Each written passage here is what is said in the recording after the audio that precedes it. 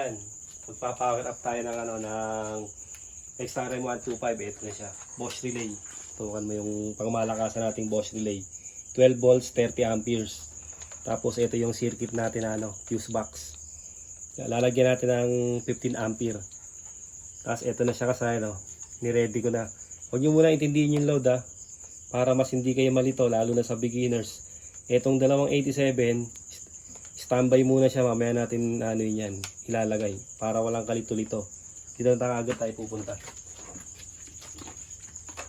Ito yung positive ng battery. Siyempre, andyan yung fuse, number 30. Dito natin yan ilalagay. Tapos kasayan, etong number, ganito magiging forma niya Etong number 85, dito natin siya ilalagay. Ilalagay natin dito sa battery. Tayo mo yung isa para makita nila yung forma. Yan. Ito yung number 85 nakalagay sa battery, nakalagay sa body ground. Magkakonekta yung isang body ground, diretso siya ng battery. Magkakonekta sila. Tapos ito na yung ito na ngayon yung number 86. Ilalagay natin sa sa flash relay. Pinututok mo ito. Accessory wire Ito ilalagay natin sa accessory wire, yung number 86.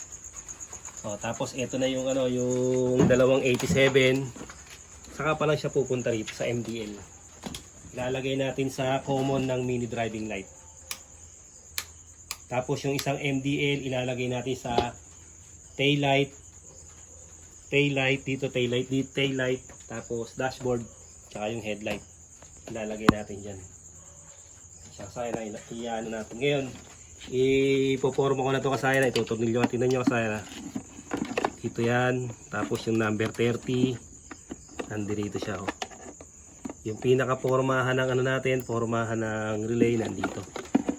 Tapos yung accessory wire, yung kahit magkapalitan siya dyan dito sa dalawang 85, 86. Yung 87 pupunta yun sa harapan Kaya dito muna tayo. Ipipix ko muna to, tapos babalikan na lang namin kayo.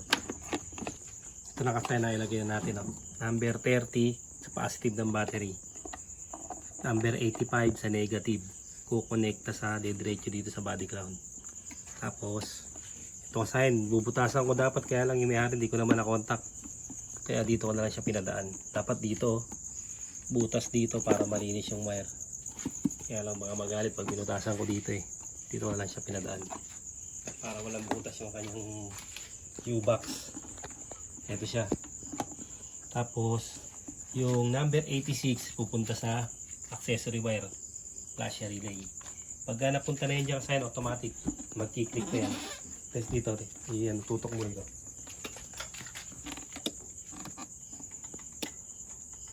Yan siya kasayan.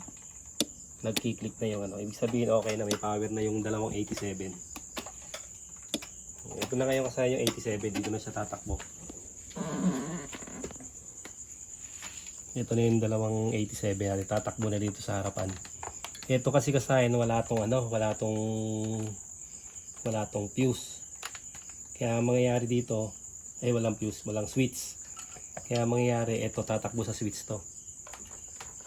Hindi siya dadaan dun sa may rektahan na ginagawa natin. Katulad sa Euro Racing 110. Siya kasaya na, papakatin natin to dito. Dito natin papadaanin sa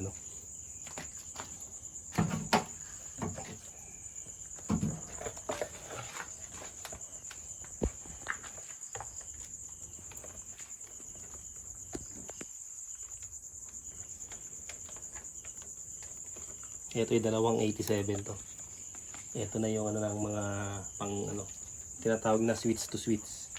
Ito siya kahit magkabaliktaran dito. Ito yung mahaba. Para meron tayo medyo may konting distansya. Tingnan nyo kasaya na medyo masela ng konti ito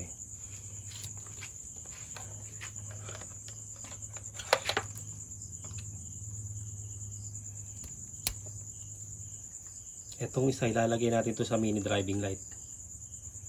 Sa common ng 3-way switch, ito siya. Ito. Yung common ng 3-way switch, doon natin ilalagay yung isang yung isang 87. Ito parehas naman itong 87, kahit alin sa dalawa pwede kayong kahit magkabaliktaran siya. Medyo madikit lang yung tape natin.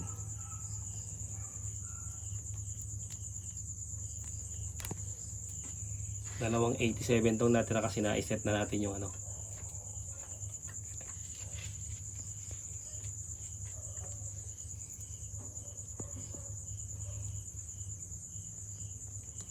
ito lang.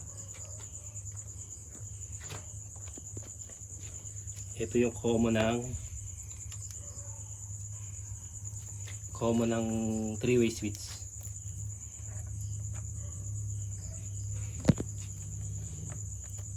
Nakakabit lang siya sa accessory wire.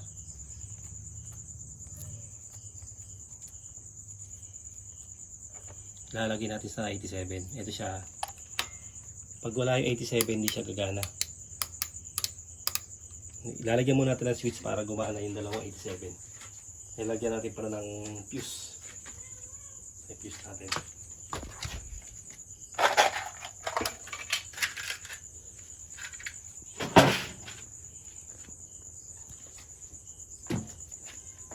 Tutok mo dito. Ito yung fuse natin. Pag magkakaproblema kailangan may reserva lang din kayo na fuse.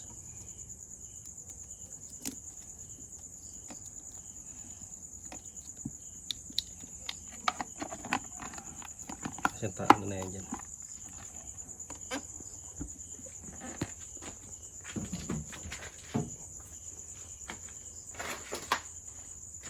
Ito yung yung common. Ito siya. Pag nilagay natin siya sa relay, naka-power relay na yan, naka-power up na yan. Yan yung isang 87. Pindutin mo yung yung 3-way switch para ayan, yung high and low.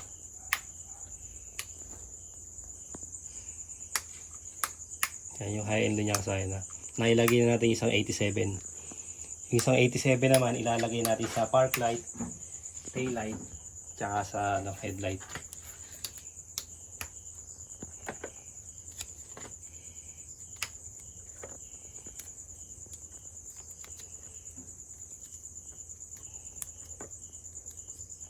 Power up na yung na yan, yung mini driving light natin.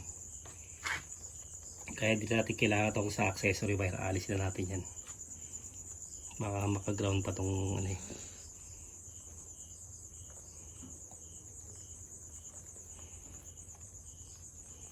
yung dating pinaglagyan ng 3-way switch accessory wire lang, wala siyang relay.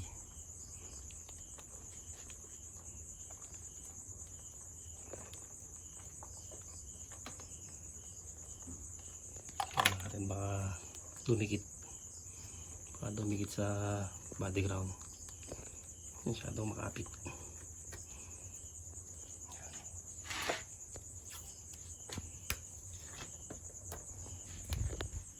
Isang 87 na lang kasi natitira pero yung 87 na yun pwede pa kayong kumuha dyan. Halimbawa lalagay kayo ng cellphone holder with charger, voltmeter, pwede nyo na ilagay dyan. Pero dahil magagaan naman yun, kahit i-recta nyo lang siya sa sa tulad dito accessory wire. Tapos ito na siya ito naman yung isa. Tutukan mo itong nito. Ito naman yung isa natin na itong isa naman na to ilalagay naman natin sa on off switch ng kasi walang switch tong XRM 125 para XRM 110.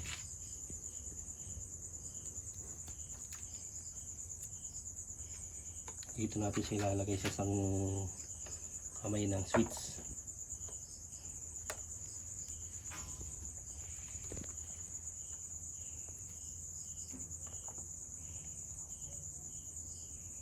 So, boost up tayo ng gauge 18, kaya itong ginamit natin na to gauge 16, kaya mas makapal siya.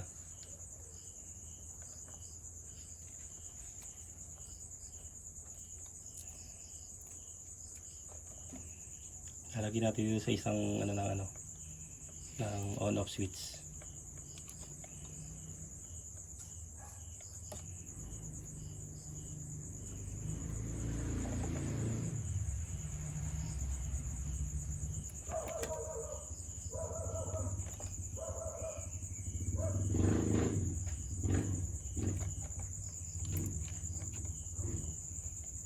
Alas 10 na, may bumabomba pa.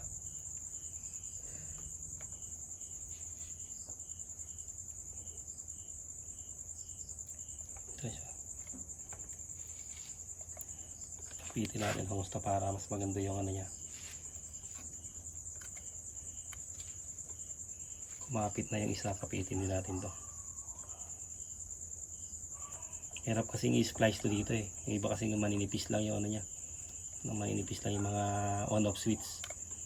Dito lang yung nagdadala sa kanila yung mga suksukan na bulit. Tapos punta na tayo rito. Dito tayo, tumututok mo rito. Ito na siya kasaya yung binabattery operated natin. Ito siya. Ang gagawin nyo rito kasaya, hanapin nyo yung kulay dilaw. Huhugutin nyo lang siya kasaya yung kulay dilaw. Ito. Hugutin nyo lang sa terminal pin. Katulad halimbawa ng karayom, yung matulis na nyo. Tusupin nyo lang siya. Ito yun natin nyo. Tatlo na lang siya. Ito, 4 to. 1, 2, 3, 4. 1, 2, 3. Ibig sabihin kasi nakahugot na yung dilaw. Itong dilaw na to, wala na siyang connection. Ayan o. Suksok nyo lang to rito. Tapos nakahugot na yung dilaw. Hindi na siya stator drive. Ilalagay na natin ito sa power relay. Tulad din to ng XRM110 tsaka ng Smash. Yan siya. Tapos ito na yung gagapang dito. Papunta rito sa isang kamay ng switch. Isang switch na lang yung wala eh. Siya kasaya na. Dito na rin natin siya ililinya. Para isang linya lang sila dito.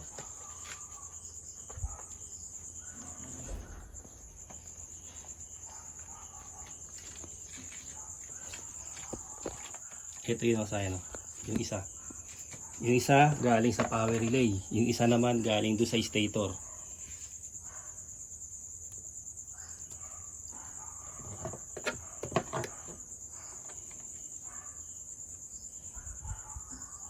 Galing sa stator yung niya, yung isang papunta sa switch. On off switch natin.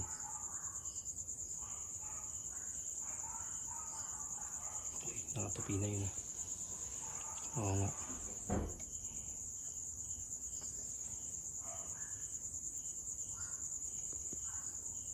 Open na. Dito na natin papatahanin sa basta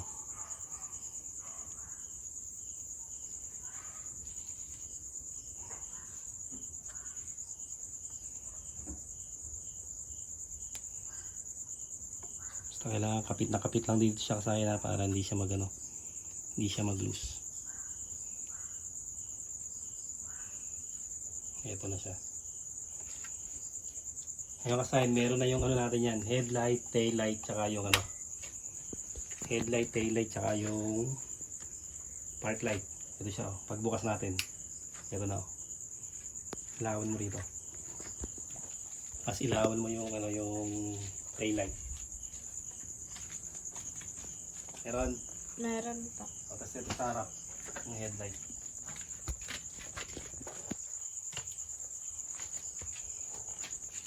Ayan na siya, yan yung tatlo. Pag pinatay natin yan, patay din yung tatlo na yan.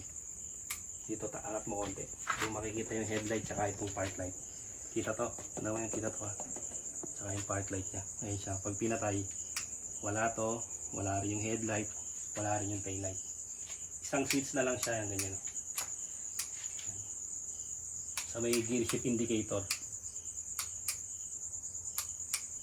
Okay na kasayang, ganun lang yung pagpa-power up ng ng XRM125. Parehas lang pala ng XRM110. Basta importante dito kasayang pagka ito kasayang na hugot nyo na siya, itong pauba papuntang stator, Ganito lang siya. Ito wala, hindi nyo nasisilyado kasi hindi naman magko-contact na yun dahil nakahugot na to. Itong pinaghugutan galing harness, pupunta yun sa 87 ng ano. Pupunta sa 87 ng relay. Magkukonekta sila kapag binuhay yung ano, yung on-off switch. Ito siya, oh. Galing supply ng ano, headlight, tail light, park light, yung dilaw. Tapos yung ito naman kabila, galing naman sa power relay na 87. Dito tayo makakapagmusina kasayang kasi ano na siya, gabi na, kaya na sa ating mga kapitbahay. Pero okay na yan kasayan, wala nang kakurap-kurap yan. Kompleto na yun natin power appliance natin. Hanggang dito na lang mga kasayan. Salamat sa panonood.